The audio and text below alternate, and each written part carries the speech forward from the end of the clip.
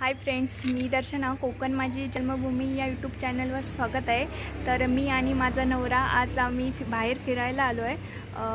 तर आज कारण संडे आहे आज. आज संडे आहे, ह्याला सुट्टी आहे, त्यामुळे आज जरा म्हटलं बाहेर जाऊया फिरायला. तर आता आम्ही आलो आहे मडगावपासून 7 ते 8 किलोमीटर. लोटलीम हे गाव आहे. तर इथे भरपूर टुरिस्ट लोक व्हिजिट करतात. एक बिग फूट म्हणून म्युझियम आहे. तर म्हणजे मडगाव टू फोंडा रोडला लोटलीम म्हणून गाव आहे. तर बघण्यासारखं आहे. तर तुम्ही पण या इथे. तर आता आम्ही एंट्री करणार आहोत. तर तुम्हाला पूर्ण दाखवू कसा आतमध्ये काय काय आहे ते. तर मग समजेल तुम्हाला कसा एरिया आहे तो, आणि आवडला तर तुम्ही नक्की विजिट करा. चला तर मग आता आपण जाऊया आतमध्ये.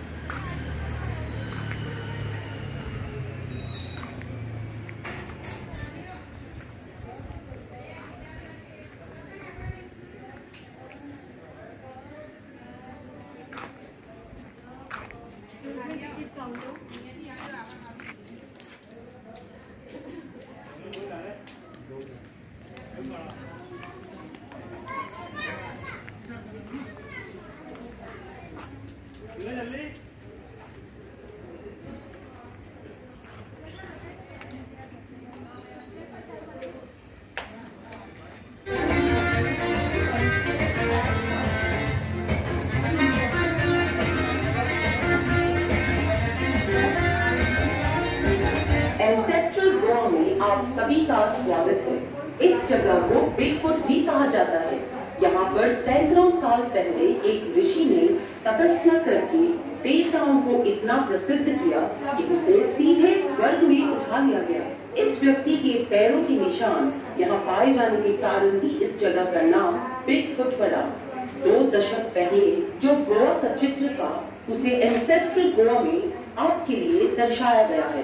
आपके पीछे मुख्य प्रवेश द्वार के ऊपर जो कपड़ा है, वो पंखे के रूप में इस्तेमाल होता था। खंबे पे बंधा हुआ यह गाढ़ा कपड़ा एक रस्सी से खींचकर हिलाया जाता था। हवा में हलचल होने से शीतल वातावरण बनता था। सामने आपको एक पालकी दिखाई देगी, जो जमींदारों के परिवहन का साधन था।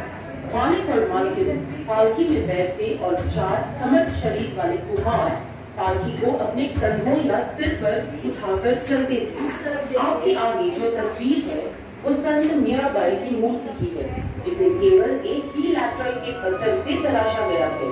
एंसेस्ट्रल गोवा की अवधारणा करने वाले श्री महेंद्र आनवारस ने अकेले ही पारंपरिक औजारों के माध्यम से इस मूर्ति को रूप दिया।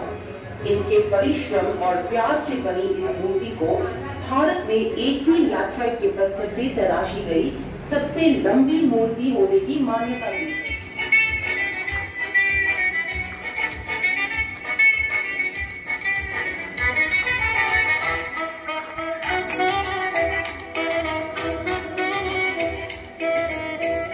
पुराण कथाओं के अनुसार पूरा कोकण प्रदेश समुद्र का भाग हुआ करता था।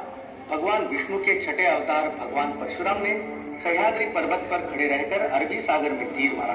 उस स्थान तक समुद्र का पानी पीछे हट गया और कोकण सहित गोवा का निर्माण हुआ। इस भूमि के विधाता का सम्मान करने के बाद 7 सीढ़ियां चढ़कर जो यहाँ के मुगलों या देखभाल करने वाले थे, जमींदारी के कामकाज और खाते लिखने के लिए इन्हें नियुक्त किया जाता था। वर्तमान काल में खाते लिखने का काम अकाउंटेंट का है।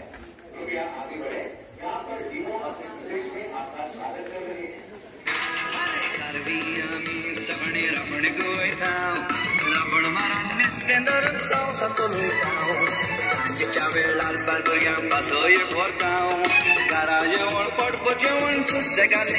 नमस्ते, मैं दामिया हूँ, यहाँ का मछुआरा। पर आप लोग मुझे इस तरह घूर घूर के क्यों देख रहे हैं? मेरे आवरण की वजह से? अरे बाबा, ये तो हम गोवा वासियों का बरसाती चढ़ावा है। पूरी तरह ताड़ के पत्तों से बना ये चढ़ावा हमें बारिश के पानी से और कड़ी धूप से भी बचाता था। पूरी तरह प्राकृतिक होने की वजह से ये बायोडिग्रेडेबल भी था। क्यों? हम लोग सच में थे ना पर्यावरण के अनुकूल। वास्तव में गुजरे जमाने में हम गोवा वासी प्रकृति पर ही निर्भर थे। हमारे खान पान में भी प्रकृति से मिलने वाले उत्पाद का ही उपभोग होता था। और हमारा सबसे मन भावन है मच्छी। आपकी दाहिनी तरफ थोड़ा आगे दो मछुआरे जाल लेकर समुद्र की ओर जा रहे हैं। उनके कपड़ों से स्पष्ट पता चलता है कि एक हिंदू है और दूसरा क्रिस्ती। उन दिनों में हम काठी अथवा लॉइनक्लॉथ पहनते थे। पीछे जो दिख रहा है वो नमक की खाल। समुद्र का सारा पानी ऐसी ही खालों में छोड़ा जाता जहाँ तेज धूप में पानी बाष्पित होकर नमक पीछे रह जाता। अब आप आगे बढ़कर पिट्ठू से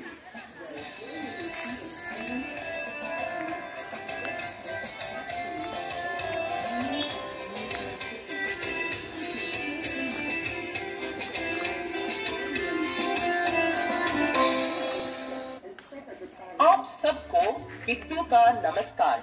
मैं गोवा की मच्छी बेचने वाली हूँ। मैं घर घर जाकर मच्छी बेचती हूँ।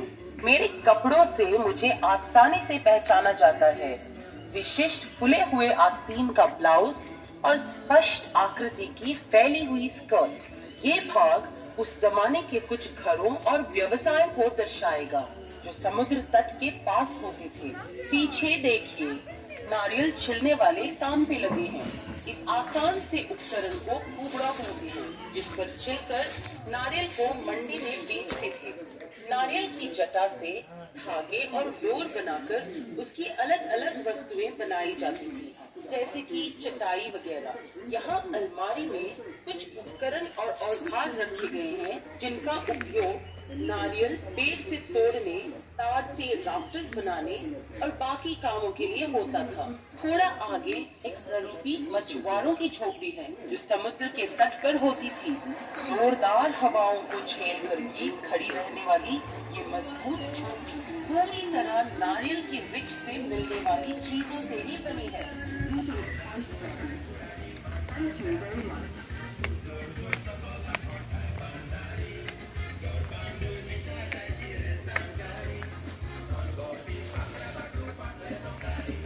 सीढ़ियां चढ़ने के बाद दाहिनी ओर जुआओं का घर है, जिसकी दीवारें मिट्टी की बनी हैं और फर्श पर गोबर का लेप लगा हुआ है। परंपरानुसार जो कपड़े वो पहनते वो बालकनी में लटकाए हुए हैं। महिलाओं का कापड़ और पुरुषों की काष्टी। एक ही आकृति में पाया जाने वाला ये कापड़ 3 रंगों में पाया जाता है। के पीछे गौशाला है जो हर घर में पाई जाती थी। जमीन खोदने के सारे उपकरण जैसे हल, मिट्टी बराबर करने का लेवलर आदि यहाँ प्रदर्शित है। हर गाय या बैल के गले में अलग घंटी बंधी रहती थी ताकि किसान उन्हें घंटी की आवाज से पहचान सके। अंबार के आमने सामने काजू पीने की भट्टी है। घर के सदस्य काजू का फल दिन में 2 बार इकट्ठा करते और औरतें काजू को फल से अलग करती। आदमी उन्हें अपने पैरों के नीचे कुचलकर रस मटकों में भरते।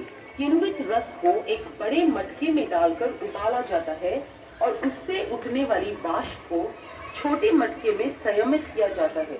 इस मटके को पानी डालकर ठंडा किया जाता है, तब जाके पहला सारगुण खुराक बनता है, जो एक हल्की शराब है। इसे खासकर गर्मी के महीनों में पिया जाता है। खुराक को एक बार फिर जब और किण्वित रस से मिलाकर उबालते हैं, तब जो दूसरा सारभूत होता है उसे काजू पीनी कहते हैं। यह काफी तेज शराब होती है। काजू के बीज को सेंक कर फोड़ते हैं और अंदर का तत्व निकालते हैं, जैसे कि ये हरी साड़ी वाली महिला कर रही है। जो कवच बचते हैं उनसे तेल निचोड़ा जाता है। इस तेल को लगाकर नावों को जल रोधक बनाया जाता था।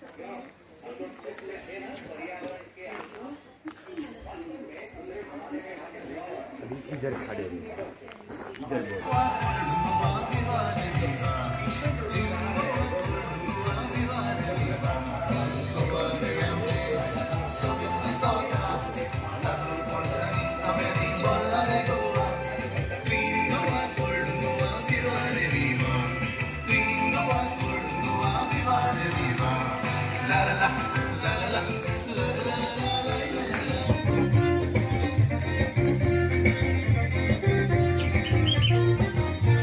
दिनों में कुम्हार बहुत ही महत्वपूर्ण होता था, क्योंकि ज्यादातर घरेलू वस्तुएं मिट्टी की थी। इन बर्तनों को बनाने की विधि के अलग अलग पड़ाव यहाँ प्रदर्शित हैं। मिट्टी को छानने से लेकर कच्चे बर्तन को पकाने तक।